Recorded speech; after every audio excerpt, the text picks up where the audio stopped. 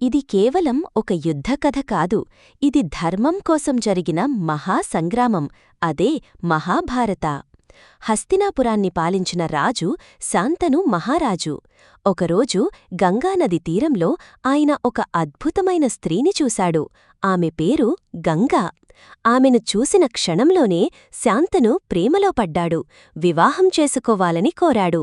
కాని గంగా ఒక షరతు పెట్టింది. నేను ఏం చేసినా నన్ను ఎప్పుడూ ప్రశ్నించకూడదు. శాంతను అంగీకరించాడు. వివాహం తర్వాత వారికి ఒక బిడ్డ పుట్టాడు.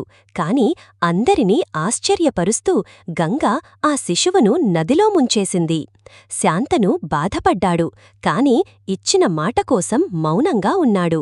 ఒక్కరు కాదు, ఇద్దరు కాదు, 7 పిల్లలను గంగానదిలో కలిపేసింది.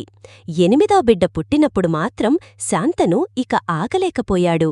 ఇది ఎందుకు చేస్తున్నావు అని అడిగాడు. అప్పుడు గంగా నిజం చెప్పింది.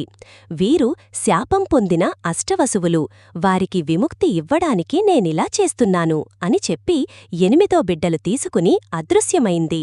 ఆ బిడ్డే భవిష్యత్తులో మహాభారతాన్ని మార్చబోయే మహాయోధుడు భీష్మ. భీష్ముడు ఎవరు? ఆయన ఎందుకు భయంకరమైన ప్రతిజ్ఞ చేశాడు?